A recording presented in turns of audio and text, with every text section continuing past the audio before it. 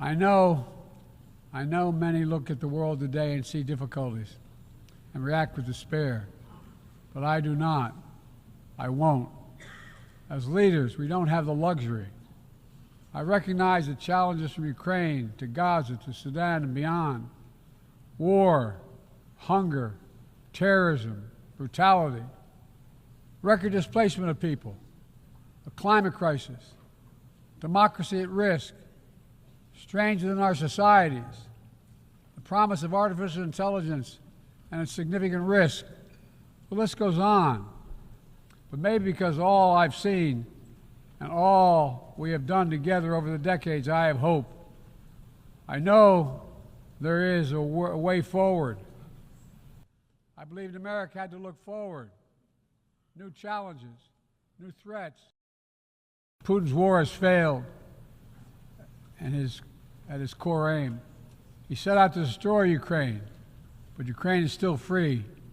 He set out to weaken NATO, but NATO is bigger, stronger, and more united than ever before, with 2 new members, Finland and Sweden. But we cannot let up. The world now has another choice to make. Will we sustain our support to help Ukraine win this war and preserve its freedom, or walk away and let aggression be renewed and a nation be destroyed? I know my answer. We cannot grow weary. We cannot look away. And we will not let up on our support for Ukraine, not until Ukraine wins a just and durable peace.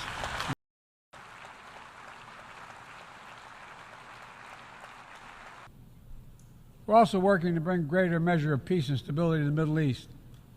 The world must not flinch from the horrors of October 7th. Any country would have the right and responsibility to ensure that such an attack can never happen again. Thousands of armed Hamas terrorists invaded a sovereign state, slaughtering and massacring more than 1,200 people, including 46 Americans, in their homes and at a music festival. Despicable acts of sexual violence, 250 innocents taken hostage. I've met with the families of those hostages. I've grieved with them. They're going through hell. Innocent civilians in Gaza are also going through hell. Thousands and thousands killed, including aid workers. Too many families dislocated, crowding into tents, facing a dire humanitarian situation. They did not ask for this war that Hamas started. I put forward with Qatar and Egypt a ceasefire and hostage deal. It's been endorsed by the UN Security Council. Now is the time for the parties to finalize its terms, bring the hostages home, and secure security for Israel and Gaza free of Hamas' grip, ease the suffering in Gaza, and end this war. Since October 7, we've also been determined to prevent a wider war that engulfs the entire region.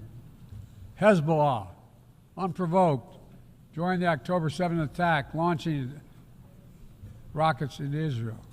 Almost a year later, too many on each side of the Israeli-Lebanon border remain displaced. A full-scale war is not in anyone's interest. Even as the situation has escalated, a diplomatic solution is still possible. In fact, it remains the only path to lasting security to allow the residents from both countries to return to their homes and the border safely.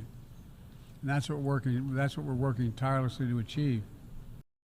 Progress toward peace will put us in a stronger position to deal with the ongoing threat posed by Iran. Together we must deny oxygen to its terrorist proxies, which have called for more October 7th, and ensure that Iran will never, ever obtain a nuclear weapon. Then, I entered public life not out of despair, but out of Gaza is not the only conflict that deserves our outrage. In Sudan, a bloody civil war unleashed one of the world's worst humanitarian crises. 8 million on the brink of famine. Hundreds of thousands already there. Atrocities in Darfur and elsewhere. The United States has led the world in providing humanitarian aid to Sudan. And with our partners, We've led diplomatic talks to try to silence the guns and avert a wider famine. The world needs to stop arming the generals, to speak with one voice and tell them, stop tearing your country apart, stop blocking aid to the Sudanese people, end this war now. Previously seen, we did just that. From traditional treaty alliance, we must now move quickly to face Mpox outbreak in Africa.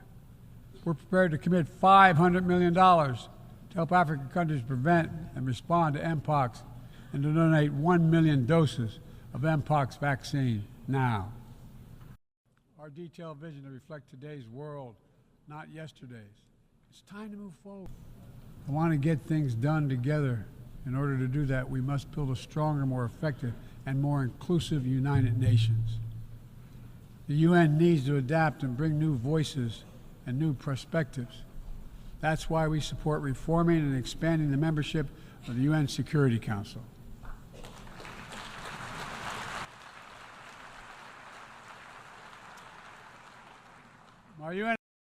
But AI also brings profound risks, from deep fakes to disinformation, to novel pathogens, to bioweapons. We've worked at home and abroad to define the new norms and standards. This year, we achieved the first ever General Assembly resolution on AI to start developing global rules of the road. We also announced a declaration on the responsible use of AI, joined by 60 countries in this chamber. But let's be honest, this is just the tip of the iceberg, what we need to do to manage this new technology. Nothing is certain about how AI will evolve or how it will be deployed. No one knows all the answers. My fellow leaders, it's with humility I offer two questions. First, how do we as an international community govern AI? As countries and companies race to uncertain frontiers, we need an equally urgent effort to ensure AI's safety, security, and trustworthiness. As AI grows more powerful, it also must grow more responsive to our collective needs and values. Any one country, I've seen it all around the world. Even as we navigate so much change, one thing must not change. We must never forget who we're here to represent. We, the people.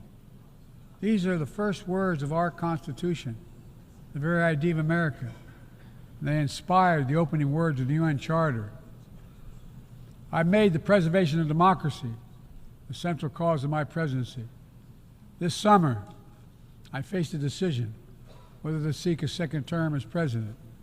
It was a difficult decision. Being president has been the honor of my life. There's so much more I want to get done. As much as I love the job, I love my country more. I decided after 50 years of public service, it's time for a new generation of leadership to take my nation forward. My fellow leaders, let us never forget, some things are more important than staying in power. It's your people.